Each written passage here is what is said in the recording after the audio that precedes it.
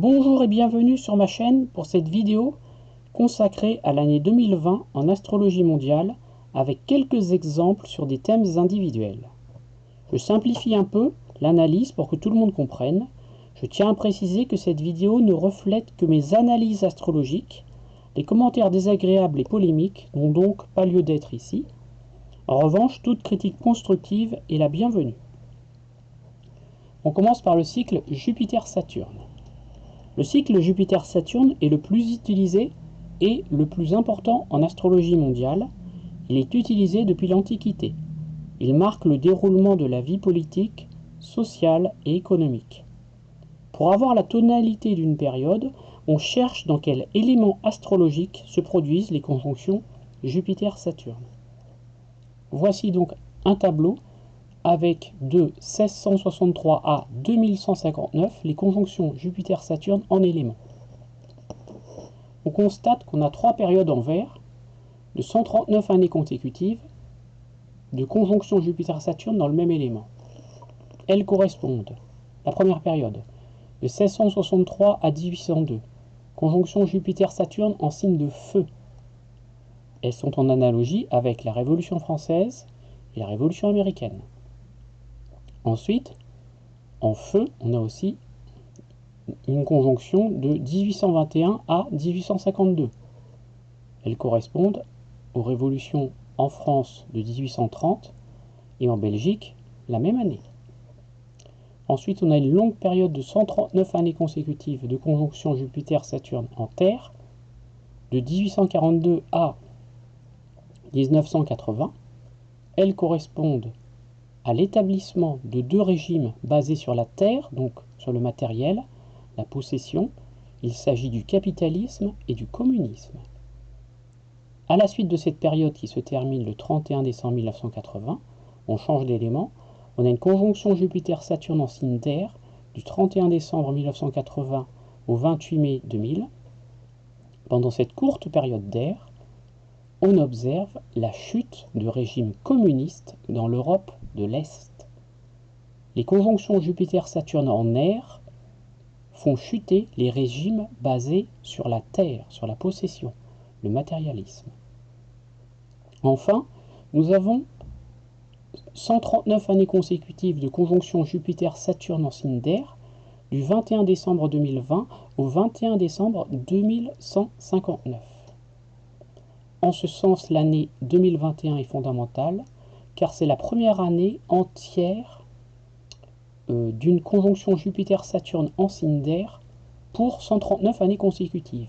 Donc c'est un nouveau monde qui s'ouvre, un monde où les valeurs d'air vont prendre le pas sur les valeurs de terre. Donc la communication, la fraternité risque d'être plus importante.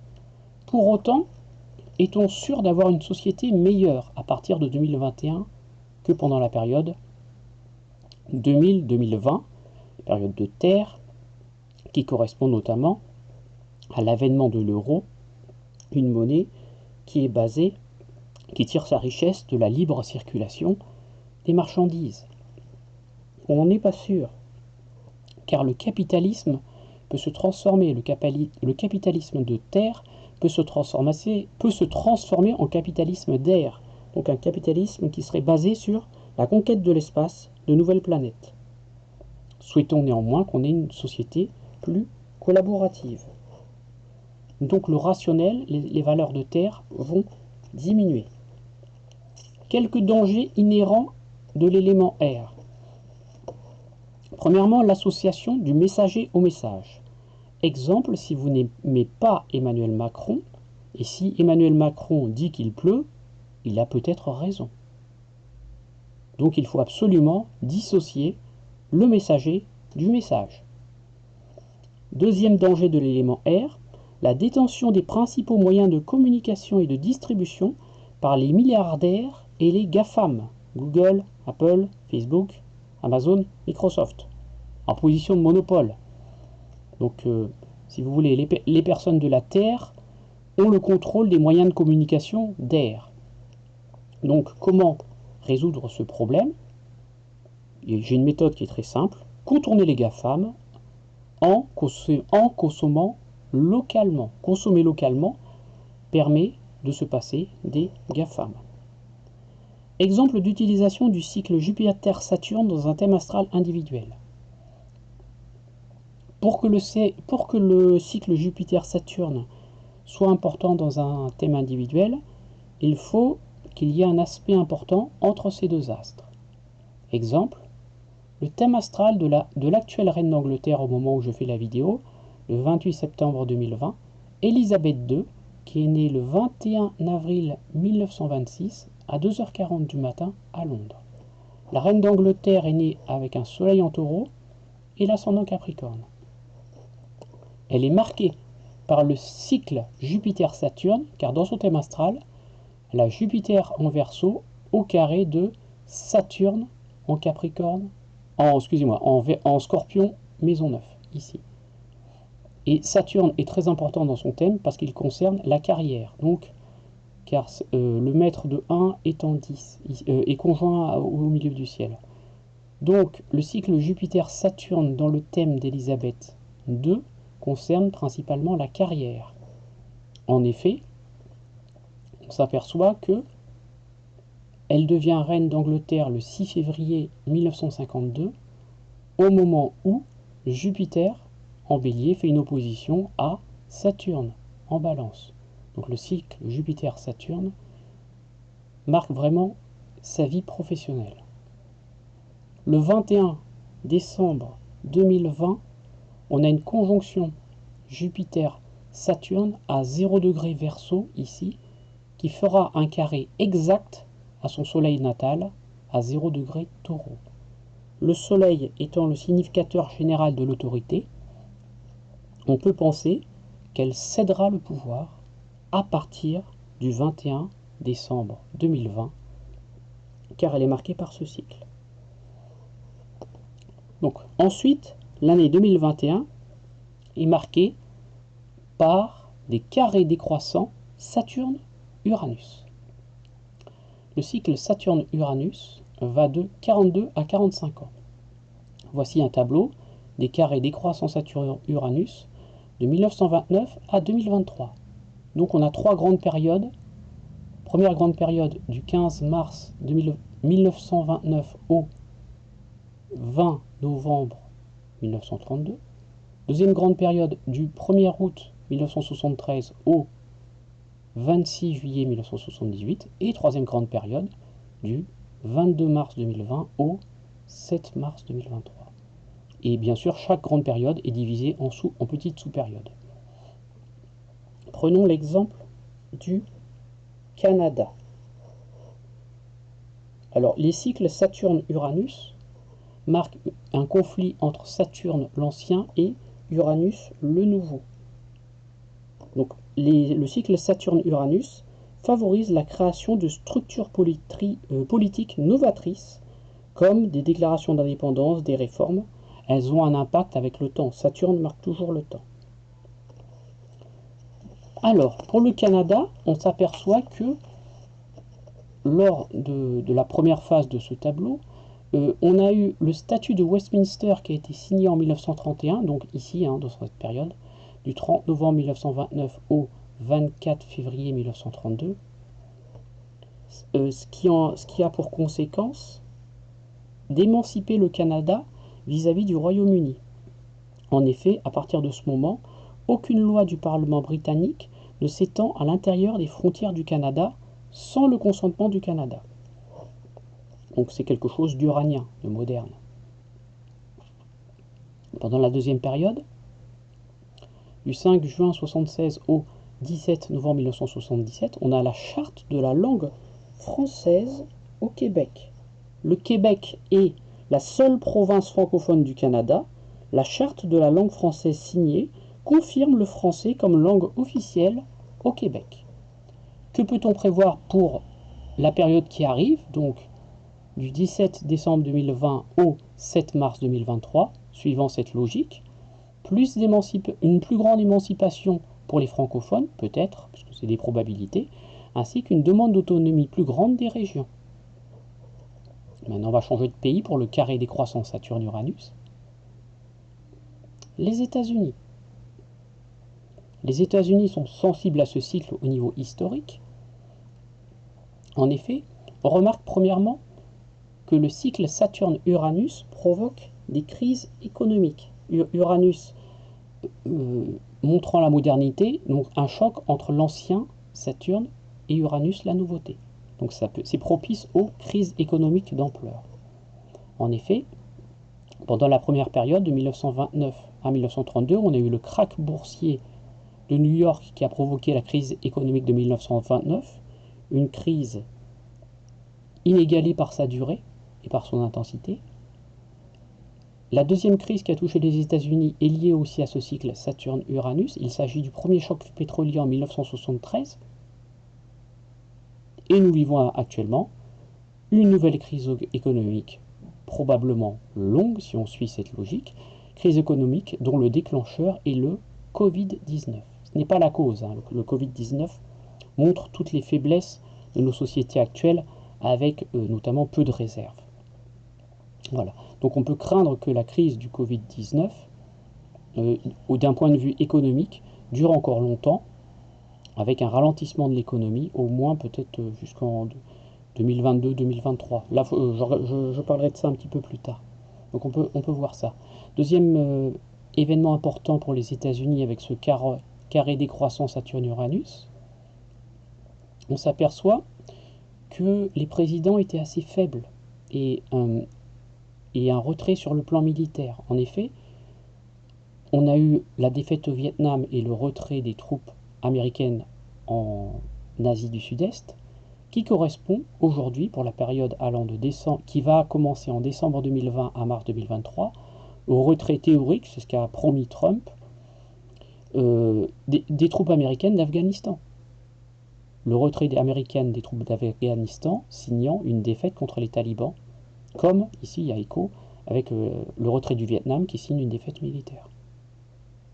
D'un point de vue positif, le carré décroissant Saturne-Uranus, Uranus montrant la surprise, favorise des accords de paix qui semblent très difficiles à faire. En effet, les États-Unis ont favorisé la signature des accords de Camp David c'est à Washington, entre Israël et l'Égypte. L'Égypte est le premier pays musulman à reconnaître l'État d'Israël.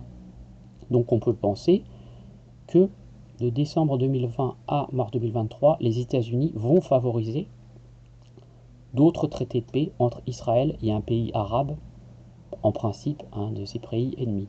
C'est ce qui s'est déjà produit de mars 2020 à juillet 2020, la première partie du carré décroissant Saturne-Uranus, où les États-Unis ont favorisé la paix entre l'État de Bahreïn et Israël. Donc on note aussi que les présidents en fonction lors des carrés décroissants Saturne-Uranus n'ont pas laissé une grande trace dans l'histoire des États-Unis. On a même eu une démission de Nixon. Les présidents Hoover, Nixon, Ford, Carter, même Trump, pendant le début de l'année 2020, ne laisseront visiblement pas une trace très grande dans l'histoire des États-Unis, contrairement par exemple à un Roosevelt. Bon, on verra pour la suite. Donc un nouveau choc pétrolier est probable, un nouveau crash boursier est probable et la crise économique devrait s'étendre pendant au minimum toute l'année 2021 et vraisemblablement début 2022-2023. Et là, je ferai ça sûrement dans une autre vidéo. Ensuite, je change de pays. Le carré décroissant Saturne-Uranus est aussi lié à l'Arabie Saoudite et à l'Irak. En effet, ces deux pays sont nés à 10 jours d'écart. L'unification de l'Arabie Saoudite a eu lieu le 23 septembre 1932 et l'indépendance du royaume d'Irak, c'est la fin du mandat anglais en Mésopotamie, a lieu le 3 octobre 1932. Donc ce qui lie l'histoire de l'Arabie Saoudite au royaume d'Irak au niveau de l'astrologie mondiale, puisque ce sont des cycles assez lents. Ensuite, l'Irak et l'Arabie Saoudite sont liés car ces deux pays sont membres de l'OPEP, l'organisation des pays exportateurs de pétrole, et donc l'Arabie Saoudite et l'Irak, à travers l'OPEP, décident de multiplier par 4 le prix du pétrole, donc ils provoquent une crise pétrolière, et donc une crise économique en Occident, car l'Occident dépend du pétrole du Moyen-Orient pour son économie. Que prévoir donc pour la troisième période, allant de décembre, donc la période qui va arriver dans quelques mois, de décembre 2020 à mars 2023. Uranus peut être une révolution, changement, conflit, à la fois en Arabie Saoudite et en Irak. On continue. On va changer de cycle. Là, on était sur le cycle Saturne-Uranus d'une durée de 42 à 45 ans. En 2021, on aura un cycle plus court qui sera important, c'est Jupiter-Uranus. Il a une durée approximative de 13 ans. Donc comme pour Saturne-Uranus, on a un carré décroissant. Carré décroissant. Donc qui a lieu de 1900... Non, donc là c'est un tableau avec les carrés décroissants Jupiter-Uranus de 1978 à 2021. On a 4 périodes. Première période de septembre 1978 à septembre 1979. Deuxième période d'octobre 1992 à novembre 1993. Là, ça veut dire que c'est un trou ici, hein, donc il n'y a pas de carré décroissant Jupiter-Uranus ici entre le 10 novembre 1993 et le 24 novembre 2006. En revanche, ici, on a la troisième période qui débute du 24 novembre 2006 au 18 décembre 2007. Et la période actuelle, la période qui va commencer dans quelques mois, qui commence du 12 décembre 2020 au 13 mai 2021, et puis du 28 juillet 2021 au 29 décembre 2021. Donc, les trois pays sont liés, l'Iran, l'Irak et les États-Unis. Alors, en bleu, j'ai marqué les États-Unis. En marron, l'Irak, parce qu'en Irak, il y a des chiites et des sunnites, c'est compliqué. Et en Iran, j'ai mis en vert pour montrer les chiites. Et en rouge, enfin, j'ai mis les sunnites, pour que ce soit plus clair sur le tableau. Donc, on s'aperçoit, pendant la première période de 78-79, on a eu la révolution iranienne. Révolution Uranus, iranienne, c'est une révolution religieuse, Jupiter pouvant signifier la religion. Et avec la chute d'un dirigeant allié des États-Unis, la naissance de la République islamique d'Iran, donc Jupiter, religion, Uranus, révolution. Pendant ce temps, on a eu aussi le deuxième choc pétrolier, donc une crise économique. En Irak, juste après la révolution islamique, quelques mois, on a eu Saddam Hussein, qui est sunnite, qui est devenu président d'Irak. Et Saddam Hussein a gouverné l'Irak avec les sunnites, qui sont minoritaires, mais il a gouverné avec les sunnites. Donc il s'est opposé à l'Iran, qui lui gouverne avec les chiites. Ensuite, lors de la troisième période d'octobre de 92 à novembre 1993, Uranus, on a eu une surprise. Les États-Unis ont imposé des zones d'exclusion aérienne en Irak, protégeant les chiites, ce qui renforce l'influence de l'Iran. C'est curieux parce que l'Iran, c'est l'ennemi des États-Unis. Enfin, pendant la quatrième période de novembre 2006 à décembre 2007, on a eu la première guerre civile d'Irak, une guerre religieuse, Jupiter, entre chiites et sunnites. Ce sont deux courants de l'islam qui sont opposés. Et l'exécution de Saddam Hussein. Saddam Hussein étant bien lié au cycle Jupiter-Uranus, car il a pris le pouvoir avec un carré décroissant Jupiter-Uranus, il a été exécuté avec un carré décroissant Jupiter-Uranus. Au même moment, on a eu des sanctions des États-Unis contre l'Iran. Que prévoir pour la période qui arrive, pour le prochain carré Jupiter-Uranus, du 19 décembre 2020 au 13 mai 2021 et du 28 juillet 2021 au 29 décembre 2021. Conflit, tension très forte entre les États-Unis et l'Iran, peut-être un choc pétrolier, tension donc États-Unis-Iran, révolution, changement important en Iran et surtout en Irak. Pourquoi? Parce que l'Irak est à la fois lié au carré décroissant Jupiter-Uranus, mais aussi au carré décroissant Saturne-Uranus. Donc on risque de beaucoup entendre parler de l'Irak en 2021. On change de pays. Le carré décroissant Jupiter-Uranus concerne aussi la construction européenne. On remarque que des dates importantes sont liées à ce cycle astrologique. En effet, au cours de cette période-là, donc la période de 1979, on a eu l'Europe des Neuf, avec la signature du traité d'Athènes, qui prévoit l'entrée de la Grèce dans la communauté économique européenne. C'est un tournant majeur, car la Grèce est un pays qui a une économie qui est très différente des autres membres de la CEE à ce moment-là. Le produit intérieur brut est inférieur à la moyenne communautaire et le taux de chômage est plus élevé. Donc la Grèce a beaucoup de difficultés à aligner son économie sur les autres membres de la CEE, et la signature de ce traité d'Athènes, donc en 1979, est une des causes lointaines de la crise de la dette grecque de 2008 à 2015. Donc là aussi, c'est une mauvaise surprise. Cette signature du traité d'Athènes est une très mauvaise chose pour la Grèce. Ensuite, deuxième chose, on a eu la signature entre 92 et 93. Non, pas la signature, excusez-moi. L'entrée en vigueur du traité de Maastricht. Il a été signé en février, le traité de Maastricht. Il est entré en vigueur en novembre. Donc, ce qui marque le début de l'Union européenne, qui pose les fondements de l'euro. Donc, une plus grande coopération entre les membres de l'Union européenne. Et lors de la troisième période, de novembre 2006 à décembre 2007, on a eu l'Europe des 27 et la signature du traité de Lisbonne. Là aussi, Uranus, c'est une surprise, une loi qui est surprenante. Pourquoi? Parce que c'est une trahison de la démocratie. En effet, en 2005, les Français et les Néerlandais ont refusé par référendum la Constitution européenne qui est reprise par le traité de Lisbonne. Que prévoir lors du prochain carré décroissant Jupiter-Uranus de décembre 2020 à mai 2021 et de juillet 2021 à décembre 2021? Probablement un début d'effondrement de l'Union européenne, mais avec Uranus étant surprenant, on peut avoir un renforcement ou un autoritarisme. Par principe, c'est toujours difficile de prévoir ce que Uranus nous réserve. Moi, je pense plutôt pour un début d'effondrement, mais donc on peut également avoir un renforcement, une dictature qui augmente, un autoritarisme renforcé pour l'Union européenne. Voilà. Le carré décroissant Jupiter-Uranus concerne aussi le Royaume-Uni. En effet, encore une fois, pour les trois périodes, on note l'arrivée de deux nouveaux premiers ministres.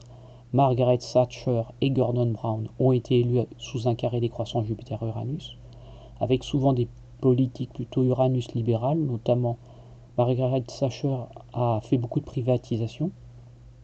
Au même moment, John Major, lui aussi, a privatisé les chemins de fer. Que prévoir pour le prochain carré décroissant Jupiter-Uranus au Royaume-Uni? Donc de décembre 2020 à mai 2021 et de juillet 2021 à décembre 2021. Probablement un hard Brexit. Uranus montrant plutôt la séparation, l'indépendance. Uranus fait ce qu'il veut, sans accord avec l'Union européenne. Uranus n'aime pas les compromis, on l'a vu. Et Boris Johnson, l'actuel Premier ministre anglais, sera probablement en danger sur la question de la frontière irlandaise. La frontière irlandaise a un côté jupitérien, car le nord de l'Irlande, Jupiter représentant ici la religion, le nord de l'Irlande est à majorité protestante, alors que le sud de l'Irlande est à majorité catholique. Voilà. Ensuite, autre pays pour lequel le carré décroissant Jupiter-Uranus est important, la Chine. Là aussi, on regarde les trois périodes précédant la période qui va arriver. Donc de 78 à 79, Jupiter-Uranus étant lié à l'économie, on a eu le lancement officiel des 4 modernisations. Modernisation Uranus, là on voit tout de suite le lien. Agriculture, industrie, sciences et technologies et défense nationale, dans le but de faire de la Chine une puissance au XXIe siècle. C'est réussi. Ensuite, pendant la deuxième période, 92-93, on a eu l'inscription dans la constitution chinoise Jupiter les lois de la notion d'économie de marché socialiste. Là aussi, c'est surprenant, Jupiter-Uranus, a priori, c'est pas très lié, mais les Chinois y sont arrivés. Uranus marquant la technologie.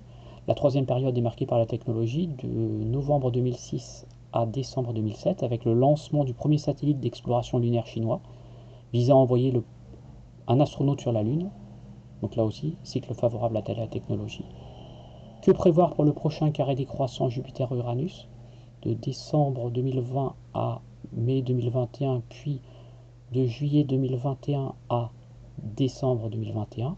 Probablement un renforcement de la puissance économique, technologique, culturelle et militaire chinoise, car les trois périodes précédentes de carré décroissant Jupiter-Uranus sont très favorables à l'économie, à la puissance économique et militaire chinoise.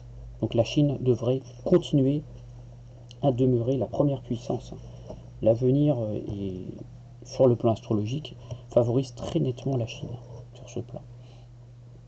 Enfin, Les carrés décroissants Jupiter-Uranus, Uranus signifiant la technologie, marquent des avancées spectaculaires, hein, car Jupiter amplifie Uranus.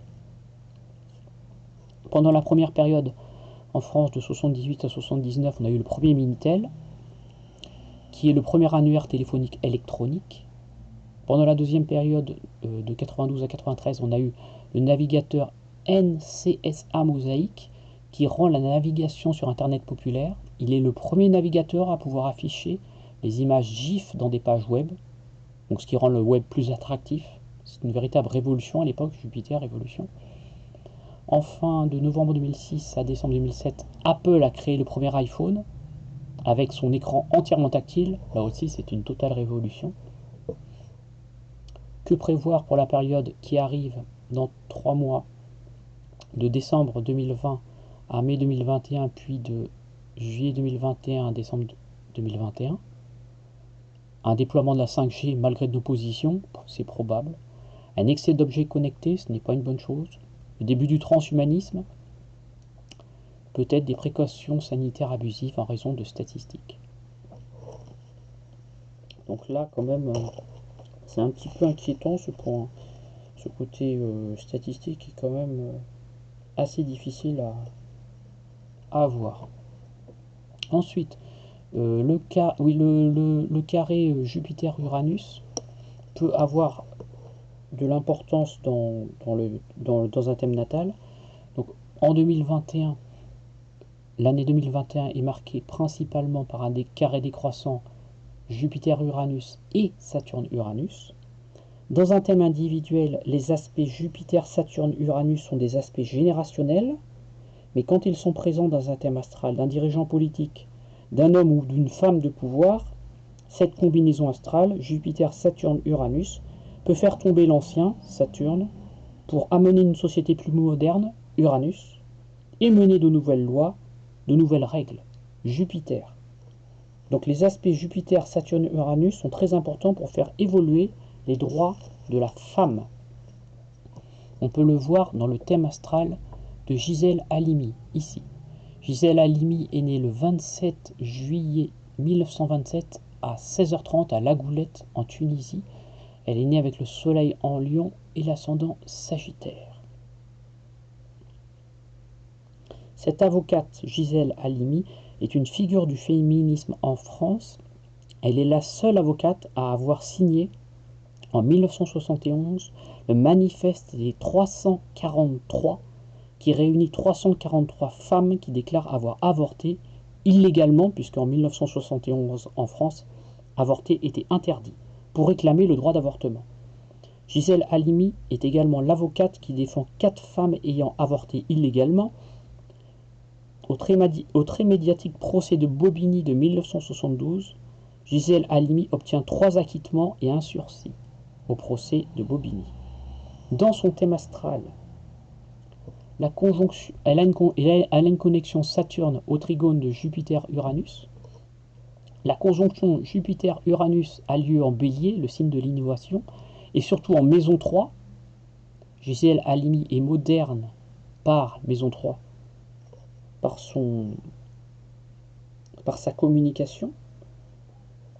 Hein, la maison 3, c'est la maison de la communication. C'est par sa communication qu'elle fait évoluer les choses et qu'elle permet aux personnes ayant avorté de ne pas être condamnées à de la prison ferme. Elle a, avec une conjonction Jupiter-Uranus en maison 3, des talents oratoires. Et donc la victoire de Gisèle Halimi au procès de Bobigny a permis en 1975 la loi Veil qui a légalisé l'interruption volontaire de grossesse. Le thème de Simone Veil est lui aussi marqué par un lien important entre Saturne, Jupiter et Uranus. D'ailleurs, il y a très peu d'écart entre Gisèle Halimi et Simone Veil. Regardez, Gisèle Halimi est née le 27 juillet 1927, alors que Simone Veil est née le 13 juillet 1927, à 8h15 à Nice. Simone Veil, qui est la ministre de la Santé, qui a fait voter la loi sur l'interruption volontaire de grossesse sous la présidence de Giscard d'Estaing. Donc elle est née avec le soleil en Cancer et l'ascendant Lion. Chez elle, la conjonction Jupiter-Uranus-Saturne se fait également, parce qu'il y a très peu d'écart avec Gisèle à Limi. Alors chez elle, on peut traduire Jupiter, la loi, Uranus, moderne. La conjonction Jupiter-Uranus est en Bélier. La loi moderne est innovatrice. En maison 8, la maison 8, ça peut être la maison de la mort. Donc permet la mort, permet de tuer. Permet de tuer qui? Jupiter. Et maître de la maison 5 en Sagittaire permet de tuer les enfants légalement. Voilà. Donc l'avortement, en quelque sorte, est inscrit dans son thème. Attention, toutefois, en 2021, on aura un carré décroissant Jupiter-Uranus pendant toute l'année 2021, on l'a vu sur le plan mondial. Il peut remettre en question provisoirement certains droits de la femme, et c'est déjà le cas en Afghanistan, où les talibans ont repris le pouvoir et où ils ont fermé des écoles pour petites filles, des écoles qui avaient été ouvertes par la coalition internationale qui avait chassé les talibans du pouvoir en 2001. Attention, hein. Donc le carré décroissant Jupiter-Uranus risque de remettre en question certains droits féminins, mais ce n'est que temporaire, hein, car ce Jupiter-Uranus, ça reste un cycle rapide. D'autre part, la liaison entre Jupiter, Saturne et Uranus est présente chez certaines personnes qui font changer les choses à grande vitesse, qui font évoluer la société, qui mettent du nouveau dans l'ancien. C'est le cas chez Mikhail Gorbatchev, le dernier dirigeant de l'URSS. Il est né le 2 mars 1931 à Privolnoye en Russie à 20h30. Mikhail Gorbatchev est né avec le soleil en poisson et l'ascendant balance. Chez lui, on a une dissonance Saturne opposée à Jupiter, le tout au double carré d'Uranus. Donc, comme en 2021, on a un carré décroissant Saturne-Uranus, en revanche, contrairement à 2021, Mikhail Gorbatchev est né avec un carré croissant Jupiter-Uranus, mais les effets sont assez proches. Ainsi, la politique de modernisation de Mikhail Gorbatchev a fait chuter l'URSS, basée sur l'ancien, sera un modèle marqué par Jupiter-Saturne en signe de terre, et il a fait naître la Russie en tant qu'État indépendant. Il l'a fait renaître, pour être exact. Je simplifie bien entendu, car le but aujourd'hui est de montrer cette fameuse liaison Jupiter-Saturne-Uranus. Il y a d'autres raisons qui expliquent ça dans son thème astral. La même dissonance Jupiter-Saturne-Uranus est présente dans le thème du très célèbre professeur de médecine français Didier Raoult. Il est né le 13 mars 1952 à 16h30 à Dakar au Sénégal. Le professeur de médecine Didier Raoult est né avec le soleil en poisson et l'ascendant lion. Chez lui, on voit un carré décroissant Jupiter-Uranus, comme dans les transits de 2021. Et en revanche, un carré croissant Saturne-Uranus. Donc là, en 2021, on a un carré décroissant. Mais encore une fois, ça reste assez proche au niveau de la création d'événements. Le professeur de médecine français Didier Raoult est le révélateur qui montre au grand jour certains abus des laboratoires tout-puissants qui veulent vendre leurs futurs vaccins contre le coronavirus ou certains traitements onéreux. Il s'y oppose avec un traitement médical moins cher. Avec Saturne situé dans sa maison 3, le professeur Raoult peut avoir une communication qui semble rude et sèche, mais il peut recevoir un soutien inattendu des réseaux sociaux avec la planète Uranus située en maison 11, la maison des réseaux sociaux. Le professeur Raoult et Gorbatchev ont également en commun le soleil en poisson et Jupiter en maison 9. On voit chez Gorbatchev, soleil en poisson, Jupiter en 9. Ce qui signifie que, comme ils ont tous les deux le soleil en poisson, leur volonté aime se sacrifier. Ils dépensent leur énergie sans compter pour défendre le but qu'ils pensent juste. Ils ont tous les deux Jupiter en maison 9, ils peuvent faire évoluer les lois. Le professeur Didier Raoult joue le même rôle face au laboratoire pharmaceutique que Gorbatchev a joué face à l'immobilisme de l'URSS. Didier Raoult montre toutes les failles du système médical capitalisme basé sur la terre, l'argent, la rentabilité. En ce sens, le professeur Didier Raoult favorise l'émergence d'une nouvelle société marquée en astrologie par l'air, les échanges, la communication, le dialogue, et non plus par la terre, l'argent, les statistiques, le profit. Selon le professeur Raoult, un traitement médical doit être pris en informant le patient, air, et non plus seulement parce qu'il est statistiquement efficace, terre. Le problème des statistiques et des chiffres en général est qu'ils sont manipulables. Je m'éloigne un peu, mais c'est intéressant. Si vous vous intéressez aux statistiques, je vous conseille ce livre. Le théorème d'Hippocrite d'Antoine Oulou-Garcia et de Thierry Maugenest. Histoire de la manipulation par les chiffres de Pythagore au Covid-19 aux éditions Albin Michel. Ce livre explique parfaitement comment manipuler les chiffres à des fins politiques économiques. Ce livre est le signe de l'époque de Terre qui se termine. D'ailleurs, en astrologie, c'est un non-sens de donner un même traitement à des patients ayant un tempérament différent. On analyse d'abord le tempérament avant de donner un traitement. Passons à la France. Voici le thème astral de la France, la 5e République française, thème astral. 28 septembre 1958, Paris, 22h. Ce thème correspond au résultat du référendum sur la 5e République. On constate dans ce thème, au niveau des cycles planétaires, une conjonction entre Neptune et Jupiter. Ce qui signifie que la 5e République française, et la France en général, l'histoire de France en général, est très sensible au cycle Jupiter-Neptune. Jupiter-Neptune, on peut associer ça aux droits de l'homme. On peut associer ça aussi parce qu'en France, on a la sécurité sociale. En France, on ne trouve pas juste qu'une personne qui n'a pas d'argent paye pour sa santé. En France, on veut que la France valorise l'ascenseur social. Toute personne qui va à l'école a le droit de s'élever. C'est le contraire aux États-Unis. Aux États-Unis, pour s'élever, il faut de l'argent. En France, en principe, je bien dit en principe, c'est ouvert à tout le monde. Donc le thème astral de la 5e République est centré sur ça, avec la conjonction Jupiter-Neptune en 5, les enfants. Donc, tout est fait pour que les enfants s'élèvent. Donc Jupiter, c'est la loi, et Neptune, c'est le collectif, donc les lois sont sociales. Donc ça correspond aussi à la sécurité sociale. On note également une conjonction Jupiter-Neptune dans le thème de la Première République française. Donc ça montre bien que Jupiter-Neptune, c'est lié à la France sur le plan de l'astrologie mondiale. Donc actuellement, en 2021, nous sommes à un moment très particulier du cycle Jupiter-Neptune. Il s'agit de la fin du carré décroissant à la première conjonction exacte entre Jupiter et Neptune. Voici un tableau justement qui reprend cette donnée de 1968 à 2022 en France.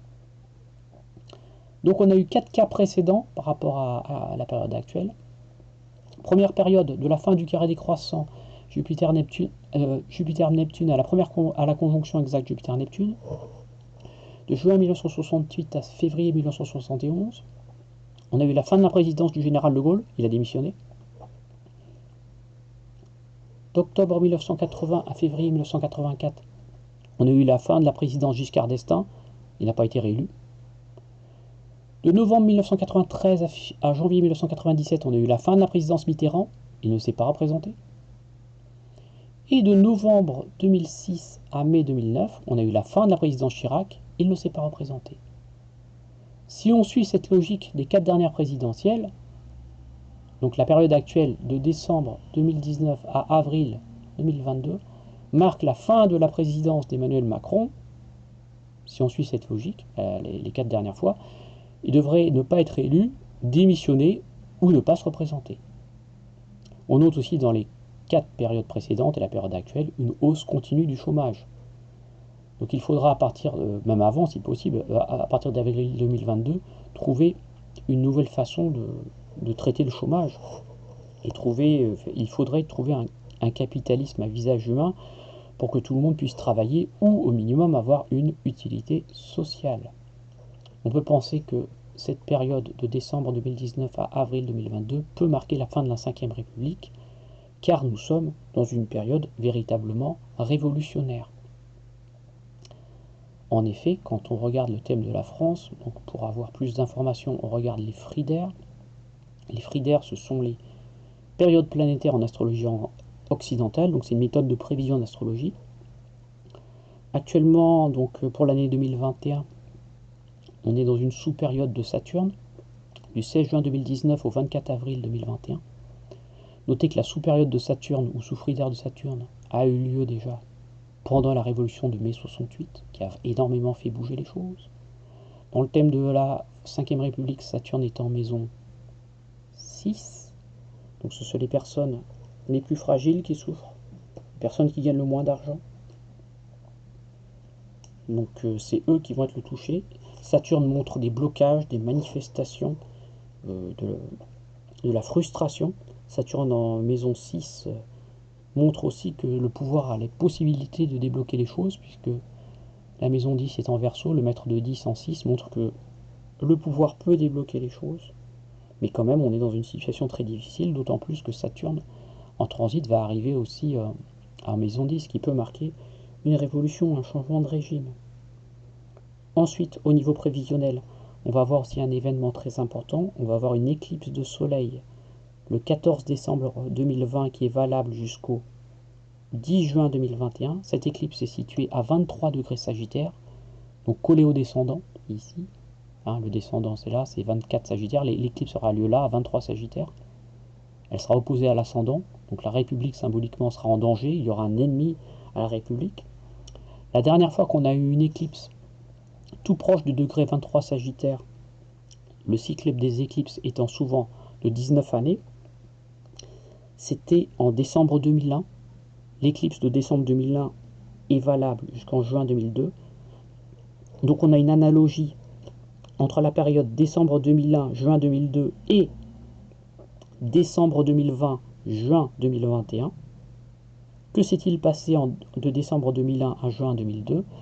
On a eu pour la première fois l'accession au second tour de la présidentielle du Front National. À l'époque, en 2002, c'était une énorme surprise. Cette accession a engendré des manifestations spontanées sans précédent. Donc on peut déduire qu'au début de l'année 2021, l'extrême droite risque d'être à son maximum de popularité. Il peut y avoir des manifestations, des contestations sans précédent, de la frustration, parce qu'à cause d'un manque de liberté, de lois liberticides. Donc pendant la première partie de l'année, on risque des blocages d'une situation révolutionnaire. La 5ème République est en danger, pourrait tomber, c'est pas impossible. Donc en poussant un petit peu l'analyse, on s'aperçoit que probablement la période la plus critique du début de l'année 2021 se situe du 4 mars 2021 au 23 avril 2021, car on aura Mars et le nœud lunaire dans le même signe, et Mars dans le thème de la 5ème République étant Gémeaux. Donc Mars et le nœud lunaire vont revenir sur le Mars natal. Mars peut signer un conflit intérieur, un conflit caché, un conflit larvé. Et cette période est dangereuse car en astrologie, on a remarqué que quand Mars et le nœud lunaire occupent le même signe, cela favorise des attentats. Donc attention, en France et dans le monde, on a un risque élevé d'attentats du 4 mars 2021 au 23 avril 2021 et du 13 décembre 2021 au 18 janvier 2022, car Mars et un nœud lunaire, nord ou sud, sont dans le même signe. En effet, par le passé, de nombreux attentats ont eu lieu avec ces configurations. Je cite l'assassinat de François Ferdinand à Sarajevo en 1914, le 11 septembre 2001, le 11 mars 2004 à Madrid, les attentats, le 7 juillet 2005 à Londres, attentat, le 8 mai 2002 à Karachi, attentat, le 20 juillet 2011 à Utøya, attentat, et en France, le 13 novembre 2015 à Paris, attentat. À chaque fois avec Mars et nœud lunaire, nord ou sud, dans le même signe. Je ne fais pas cette vidéo pour vous faire peur, ce n'est pas le but, car en astrologie, l'avenir n'est pas écrit à l'avance. Et le fait de savoir les choses à l'avance permet de les modifier. Donc si vous faites attention pendant ces périodes où on risque un attentat, vous avez moyen de l'éviter. Le fait de savoir les choses à l'avance permet de les modifier. On n'est pas dans un déterminisme astral absolu. Souhaitons qu'après ces périodes difficiles, il émerge une société plus juste, plus fraternelle, comme le suppose la conjonction Jupiter-Saturne en Verseau. Merci beaucoup de votre écoute. À bientôt. Au revoir. N'hésitez pas à vous abonner si vous aimez bien mon travail. Je vous remercie de votre écoute. À bientôt.